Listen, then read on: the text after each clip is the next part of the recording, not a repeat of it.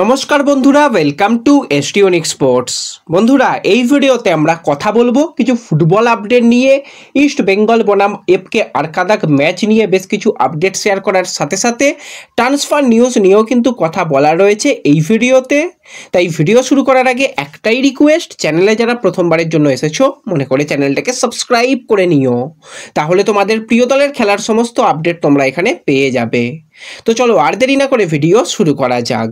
তো শুরুতেই যদি আমরা কথা বলি ইস্ট বেঙ্গলের এএফসি চ্যালেঞ্জ লিগের ম্যাচ নিয়ে, তো ইস্ট বেঙ্গল কিন্তু এই ম্যাচটা অ্যাওয়ে ম্যাচ হিসাবে খেলবে, তুর্কমেনিস্তানে কিন্তু খেলা হবে।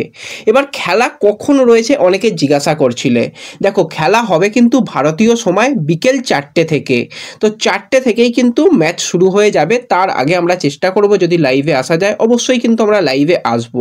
আর খেলা দেখবে কোথায় সেই নিয়েও অনেকের প্রশ্ন। তো খেলা দেখা যাবে ফ্যান কোড যেটা রয়েছে সেই ফ্যান কোড থেকেই খেলা দেখা যাবে। 19 টাকার সাবস্ক্রিপশন লাগবে। আর যারা ফ্রিতে দেখতে চাও তারা অবশ্যই চ্যানেল সাবস্ক্রাইব করে রেখো, সেই ব্যবস্থা থাকলে অবশ্যই করে দেওয়া হবে। তো ম্যাচের সময় কিন্তু বলে দিলাম 4টে থেকে, একটুখানি সবাই মাথায় রেখো। অনেকেই জিজ্ঞাসা করেছিল, তাই আরও একবার তোমাদের আপডেট শেয়ার করে দিলাম। আর অনেকে বলছিলে এএফসি হাব থেকে দেখাবে, সেই ব্যাপারে আমার কাছে কোনো আপডেট নেই। যদি আপডেট থাকে সেটা কিন্তু আমরা আমাদের সোশ্যাল মিডিয়াতে অবশ্যই জানিয়ে দেব। যারা এখনও পর্যন্ত আমাদের ফেসবুক পেজ এসডিওনিক স্পোর্টস আর আমাদের টেলিগ্রাম চ্যানেল এসডিওনিক স্পোর্টসকে ফলো করোনি, অবশ্যই ডেসক্রিপশন বক্সের লিঙ্ক থেকে একটু ফলো করে নিও। তো এই ম্যাচ খেলার আগে কিন্তু আজকে প্রেস কনফারেন্স হয়ে গেল। সেখানে কিন্তু ইস্টবেঙ্গলের হেড কোচ অবশ্যই অস্কার উপস্থিত ছিল, তার সাথে কিন্তু নির্ভরযোগ্য প্লেয়ার জিকসান সিংকেও আজকে আমরা দেখতে পেয়েছি। এবার তাদের ভাষা কি জিজ্ঞাসা করছে না করছে আমরা কিছুই বুঝতে সেইভাবে পারিনি।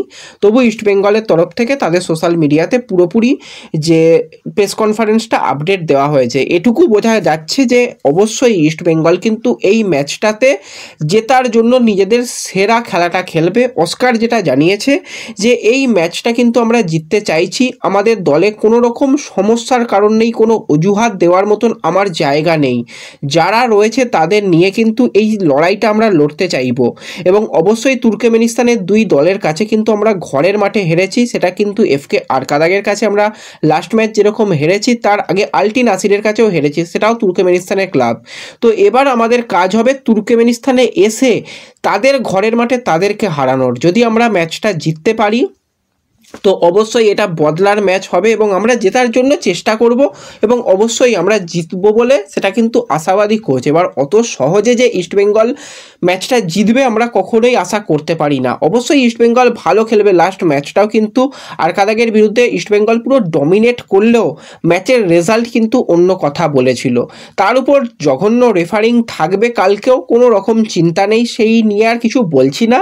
আর এএফসির এগুলো জাস্ট জাতামাতা ব্যাপার স্যাপার, কিছু বলার নেই। অবশ্যই ইন্ডিয়ান ক্লাবদের উপর একটা অন্যতম প্রেসার থাকে, সেই প্রেসার ইস্টবেঙ্গলের উপর কালকে থাকবে। তবু সেই সব বাদ রেখে ইস্টবেঙ্গল ভালো খেলার চেষ্টা করবে। আর অবশ্যই আরকাদাক তারা ঘরের মাঠে আনবিটেন রয়েছে, তারা প্রথমবারের জন্য ম্যাচ হারে কিনা সেই দিকেও নজর থাকবে। অন্যান্য সময় আমরা শুনেছি যখন আরকাদাক পিছিয়ে থাকতো অনেক বেশি অ্যাডেড টাইম দিয়ে ম্যাচ যতক্ষণ না আরকাদাক জেতে ততক্ষণ পর্যন্ত ম্যাচ টেনে নিয়ে যাওয়া হয়।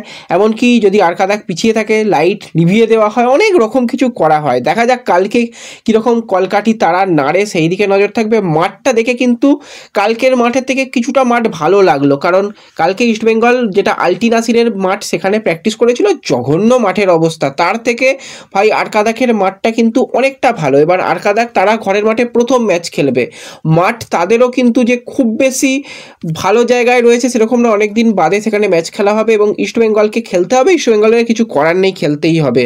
তো সেক্ষেত্রে মাঠের একটাই সমস্যার ব্যাপার যে প্লেয়ারদের যে কোনো মুহূর্তে ইনজুরি লেগে যাওয়ার সম্ভাবনা। তো কিছু করার নেই, খেলতে হবে এবং ভালো খেলুক, আমরা এটাই চাই। আর ম্যাচের স্কোর লাইন প্রেডিকশান তোমরা কিন্তু আজ থেকেই করতে পারো। যাদের প্রেডিকশান মিলে যাবে তাদের নাম কিন্তু পরবর্তী সময় অবশ্যই শেয়ার করা হবে।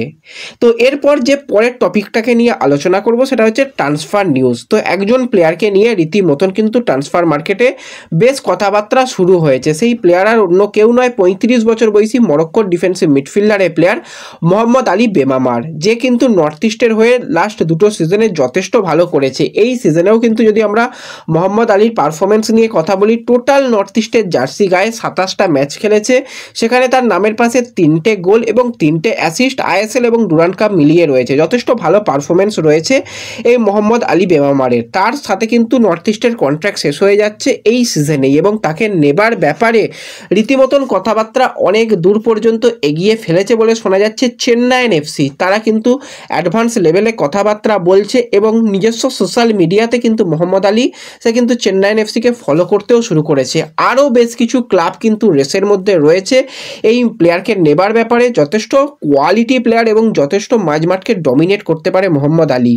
তো দেখা যাক শেষ পর্যন্ত এই মোহাম্মদ আলী কোন দিকে যায়, সেই দিকে আমাদের অবশ্যই নজর থাকবে। এবং যেরকমটা শোনা যাচ্ছে চেন্নাইন এফসির ব্রাজিলিয়ান প্লেয়ারের কিন্তু বিদায় হতে পারে বলে খবরাখবর বেরিয়ে আসছে। সেটা আর অন্য কেউ নয়, 33 বছর বয়সী ব্রাজিলিয়ার সেন্টার ব্যাক বা ডিফেন্সিভ মিডফিল্ডারের প্লেয়ার এলসিনো, যার সাথে কন্ট্রাক্ট কিন্তু এখনও একটা সিজন বাকি রয়েছে। কিন্তু খুব সম্ভবত সে এই সিজনে নাও থাকতে পারে চেন্নাইতে, কারণ সে চাইছে তার পরিবারের কাছে খেলতে এবং সে দেশের খুব কাছাকাছি লিগে সে খেলতে চাইছে তার ফ্যামিলির কারণে। কিন্তু সে চাইছে না যে আর আইএসএলে কন্টিনিউ করতে, এটাই কারণ।